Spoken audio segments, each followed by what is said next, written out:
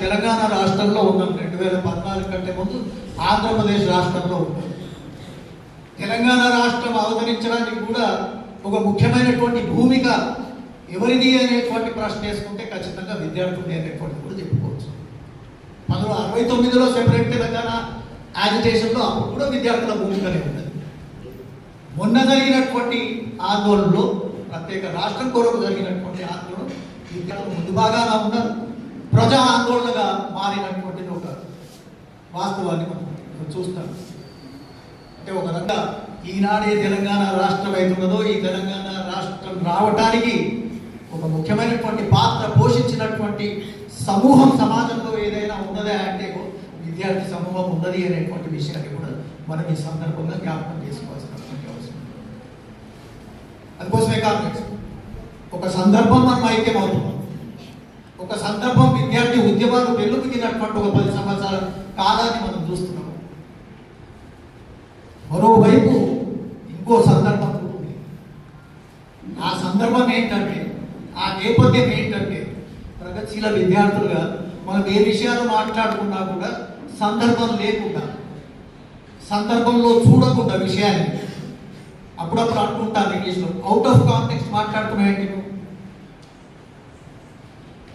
ఏ విషయాలు ఏ పరిణామాలు జరిగినా కూడా దానికి ఒక నిర్దిష్ట నేపథ్యం ఉంటుందనేటువంటి విషయం మన అందరికీ తెలుసు. ఇప్పుడు మనం ఇక్కడ ఒక మంచి సందర్భంలో కూర్చున్నటువంటి ఒక కాంటెక్స్ట్ ఏదైతే ఉన్నదో, ఒక వాతావరణం ఏదైతే ఉన్నదో, బయట ఈ దేశంలో ఇంకొక సందర్భం కూడా ఉంది. ఆ సందర్భం నేపథ్యంలోనే మనది నడుస్తుంది. ఏంటి అది?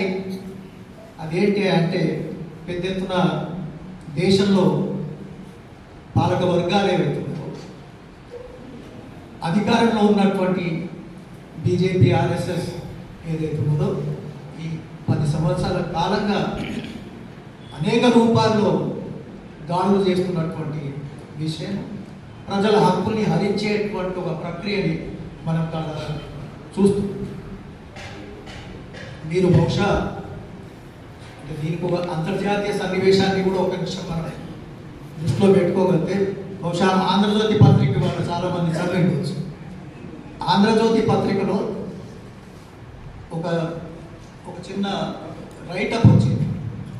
ఆ రైటప్ ఎవరిది అంటే, లాటిన్ అమెరికా ఖండంలో ఉన్నటువంటి కొలంబియా అనేటువంటి ఒక దేశం. ఆ కొలంబియా దేశంలో, ఆ కొలంబియా దేశానికి అధ్యక్షుడిగా ఉన్నటువంటి, పేరు మర్చిపోతున్నా, అధ్యక్షుడిగా ఉన్నటువంటి ఆ దేశానికి ప్రెసిడెంట్, ఆయన మొన్ననే ఎన్నిక కాబడినటువంటి ట్రంప్ని ఉద్దేశిస్తూ ఒక లేఖ రాస్తాడు. ఆ లేఖ ఇంగ్లీష్లో ఉంది. ఆ ఇంగ్లీష్లో ఉన్నటువంటి లేఖని మన సుధాకరన్ అనువాదం చేస్తే ఈరోజు ఆంధ్రజ్యోతిలో వచ్చిందనేటువంటి విషయం తెలిసింది. ఆ ఇంగ్లీష్ని చూశాను. చాలా బ్రహ్మాండమైనటువంటి లేఖ. ట్రంప్ను ఉద్దేశించి రాస్తాడు. కానీ అమెరికాలో ఉన్నటువంటి పాలక వర్గాలు అనేక సంవత్సరాలుగా చేసినటువంటి పాపాలు ఏవైతుందో వాటి గురించి కూడా ప్రస్తావిస్తాడు. ఇది ఎందుకు చెప్తున్నా అంటే, ట్రంప్ ఏమంటున్నాడు, మన ఎన్నికల తర్వాత, ఎన్నికల కంటే ముందు కూడా ఒక నినాదం పెట్టాడు. I will make America great again. దాని షార్ట్ ఫామ్లో మాగా మాగా అంటారు. Make America great again. మళ్ళీ అమెరికాని ఒక బ్రహ్మాండమైన దేశంగా తీర్చిదిద్దుతారు అనేటువంటి పద్ధతుల్లో ఆయన స్లోగన్ ఇస్తున్నాడు. మన మోడీ గారు ఏం స్లోగన్ ఇస్తున్నారు? భారత్ మహాన్. ఆయన కూడా భారత్ని చాలా బ్రహ్మాండంగా తీర్చిదిద్దుతా అనేటువంటి పద్ధతిలో మోడీ గారు కూడా చెప్తున్నారు. మనందరికీ తెలుసు వాళ్ళిద్దరి మధ్యలో భావసారూప్యత అనండి, నేస్తమనండి ఏ రకంగా ఉన్నదనేటువంటి విషయం కూడా మనందరికీ తెలుసు. సరే, ఇప్పుడు కొత్తగా వచ్చినటువంటి ట్రంప్ భారతదేశం పట్ల ఏ వైఖరి తీసుకుంటారు అనేటువంటిది ఒక నిమిషం పక్కకు పెట్టిన వాళ్ళిద్దరి మధ్యలో ఉన్నటువంటి సారూప్యత మనకు స్పష్టంగానే కనిపిస్తుంది. మోడీ గారు ఏమంటున్నారు? అయ్యా, ఈ భారతదేశం ఏదైతే ఉందో ఇది ఒక చాలా పుణ్యభూమి. భారతదేశము ఆర్థిక పరంగా ఏమంటూ వచ్చాడు? ఏంది? ప్రపంచంలో 5th డెవలపింగ్ ఎకానమీ, 5వ స్థానంలో ఉంటుంది. ఎంత? 5 ట్రిలియన్ ఎకానమీ అని ఆయన మాట్లాడుతూ వచ్చాడు మోడీ గారు. 5 ట్రిలియన్ ఎకానమీ ఇప్పటివరకు చేరలేదు, అది వేరే విషయం. అయితే ఆయన ఇంకొక మాట కూడా అంటున్నాడు. ఇంకా కొన్ని సంవత్సరాలు పోయిన తర్వాత బహుశా 2040లో ఎప్పుడో అప్పుడు భారతదేశం అభివృద్ధి చెందిన దేశంగా తయారైందని మోడీ ఏదో అంటున్నాడు. కానీ మొత్తం చూసుకుంటే మోడీ మాట్లాడుతున్నటువంటి విషయాలు ఏంటంటే ప్రపంచంలో భారతదేశం అనేటువంటిది ఆర్థిక పరంగా చాలా అభివృద్ధి చెందినటువంటి దేశంగా చిత్రీకరిస్తున్నటువంటి చూస్తున్నాం. మీడియా కావచ్చు, టీవీ ఛానల్స్ కావచ్చు, బ్రహ్మాండంగా మోడీ గారి పాలన గురించి కీర్తిస్తూ ఉన్నటువంటి విషయాన్ని కూడా మనం తెలుసు.